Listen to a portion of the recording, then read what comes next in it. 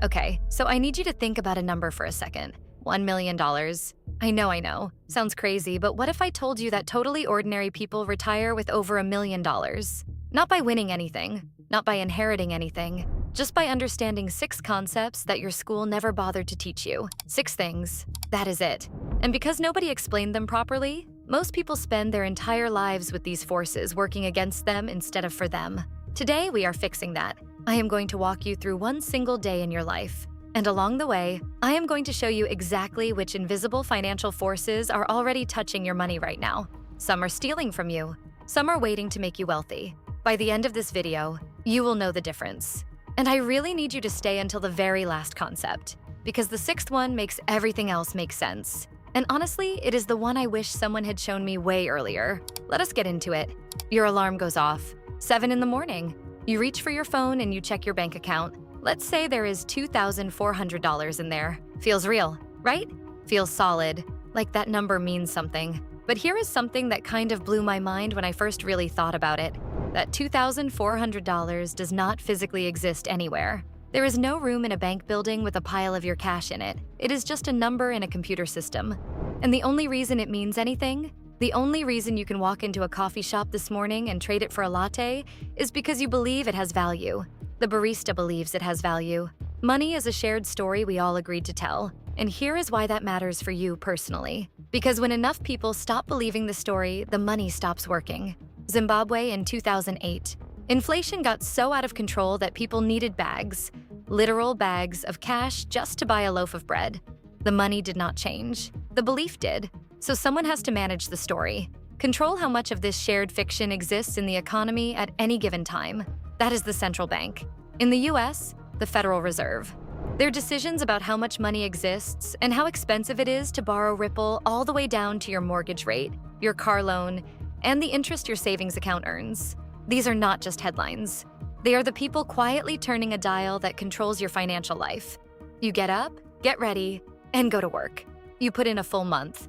Payday arrives, but the number that lands in your account is never the number you actually earned. Is it? Before you ever see a single dollar, multiple hands have already been in your paycheck. Federal income tax, state income tax, Social Security, Medicare. Each one takes their cut first. And most of us just accept it. We look at the stub, feel a little sad, and move on. But here is what I want you to know. Not all money gets taxed the same way. The money you earn from your job gets taxed at income tax rates. Depending on your bracket, anywhere from 10% to 37% going straight to the government. But money that your investments earn while you are literally doing nothing, that gets taxed at capital gains rates, significantly lower.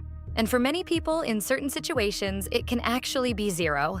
Let me say that one more time because it kind of sounds too good to be true. 0. Same amount of money, completely different tax treatment, just based on where it came from. This is not a secret loophole. It is just how the system is designed. And the people who figured this out early stopped relying solely on their salary and started building income that the tax code treats more generously. That is not a secret of the rich.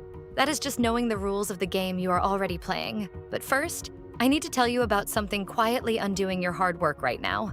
This thing is still happening, in the background, every single day. Picture this. You are sitting in a bathtub. Someone turned on a tiny tap somewhere in the wall. And at the bottom of the tub, there is a tiny hole you cannot see. Water is slowly, silently draining out. You cannot hear it leaving. You cannot feel it happening. But every single hour, there is a little bit less water in that tub. That is your savings account. And inflation is the hole. Inflation is the gradual decline in the purchasing power of money over time. Just a slow, quiet erosion that shows up at the grocery store, at the gas pump, in your rent every year. The bag of chips that cost $3 2 years ago now costs $4. Your paycheck might say the same number it said last year, but it stretches a little less far. Every single year, the Federal Reserve targets an annual inflation rate of around 2%. And I know that sounds like nothing, 2%. But at 2% annual inflation, $100,000 sitting in your savings account today only has the buying power of about $67,000 in 20 years. You did not spend any of it. You did not lose it in the market. It just quietly lost a third of its value while it sat there looking safe. And we have all lived through recent stretches where inflation ran much hotter than 2%.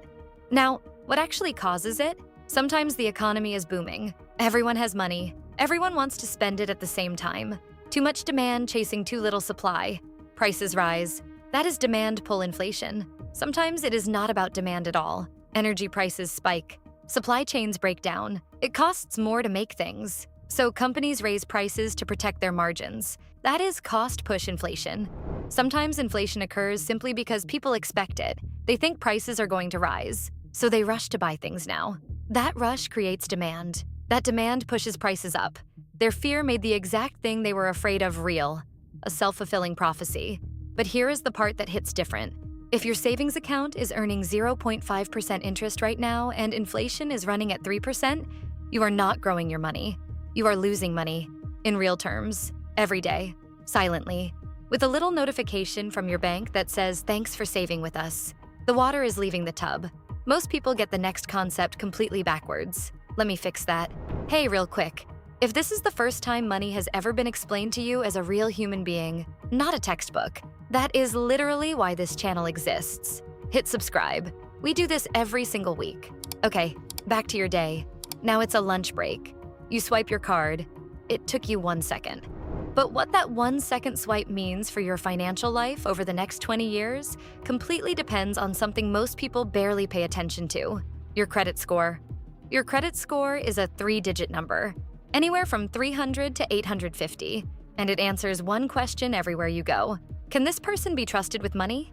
This number decides whether you get approved for an apartment, whether you can buy a car. What interest rate do you pay on a home loan? A difference of just 100 points on your credit score can mean paying $50,000 more or less over the life of a mortgage. Not hundreds of dollars, $50,000. Below 580, lenders charge you a lot for the risk.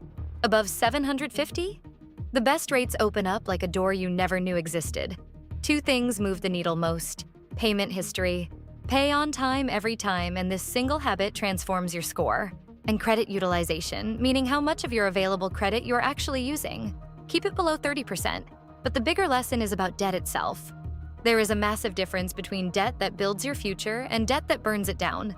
Borrowing at a low interest rate to buy a home that appreciates over time, that is debt being used as a tool. Borrowing at 24% interest to buy a TV, your $600 television with 2 years of minimum payments ends up costing you closer to $900. The TV did not get bigger. Your debt just got hungrier. And that word, compounds, is the exact same word behind the last concept in this video. One more thing first. End of your workday, you catch a headline. Recession fears grow as the economy contracts for a second consecutive quarter. What does that mean for you? The economy does not grow forever in a straight line. It has a rhythm: expansion, peak, contraction, recovery, over and over, like a heartbeat. During an expansion, jobs are available, wages creep up, businesses are investing, and asset prices generally rise. At the peak, things are still humming, but cracks are forming. The central bank starts raising interest rates. Borrowing gets expensive, growth slows, then the contraction, the recession, jobs get cut. Companies freeze hiring. People pull back on spending. Asset prices can fall hard. 2 consecutive quarters of economic contraction, and it officially gets the R word. Then recovery. Interest rates come down. Confidence returns. The heartbeat resumes. Here is what separates people who build wealth through these cycles from people who lose it. Most people panic during recessions. They watch their investments drop. And they do exactly what every human instinct tells them to do. They sell. They get out. They wait until it feels safe. And by doing that, they buy high and sell low. The exact opposite of how wealth is built. Because here is what a recession actually is if you understand the cycle. A sale. A store-wide everything must go sale on all assets. Companies worth $100 a share are now $60. Not because anything fundamentally changed, because fear drove the price down. And the people who understand the heartbeat of the economy walk through that sale with a cart. You cannot time the market perfectly. Nobody can. But you can understand the cycle well enough to not let fear make the most expensive decision of your life. Okay, we are here. This is the 6th concept, the one that makes everything click. Remember inflation silently draining your savings year after year? Compounding is working against you. Remember that $600 TV turning into $900 through credit card interest? Compounding is working against you. Same engine, same force. But here is the thing nobody told you. You can flip it. You can point that exact same engine completely in your direction. And when you do, it becomes the most powerful wealth-building force that exists on the planet. Here is the number. You are 25 years old. You invest $200 a month in a simple, diversified index fund that returns around 7% annually. You just set it up, contribute every month, and leave it alone. By age 65, you have approximately $525,000. But here is the part I want you to really sit with. Of that $525,000, you personally put in $96,000, your actual money, from your actual paycheck. The other $429,000? Time made that happen. Compounding made that happen. You just understood the concept well enough to start early, and then you got out of your own way. Now here is the number I want you to feel. Same person, same $200 a month, same 7% return, but they start at 35 instead of 25. By 65, they end up with $243,000. Same behavior, same discipline. 10 years later, less than half. The difference between $525,000 and $243,000 is not effort, not skill, not income. It is 10 years. It is 120 months. It is the cost of not knowing this concept existed early enough. And that is what gets me. That $282,000 gap is not due to someone being irresponsible. It is simply because nobody explained compound interest in a way that felt real and urgent. Nobody showed them what the clock was doing while they were just living. Money is a story, and it compounds through trust. Taxes compound your disadvantage when you do not understand the system. Inflation compounds against your savings silently every year. Debt compounds against you in the middle of the night, whether you are thinking about it or not. Economic cycles compound the consequences of both fear and patience. But investing compounds for you. Without your constant attention, without extra effort, just because you understood how the force works and you pointed it in the right direction early enough. The wealthy are not smarter than you. They did not get a different rule book.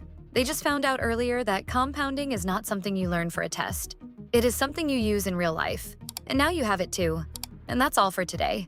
If you found this video helpful, then make sure you hit the like button and also don't forget to subscribe to our channel for more of these kinds of videos. Thanks for watching.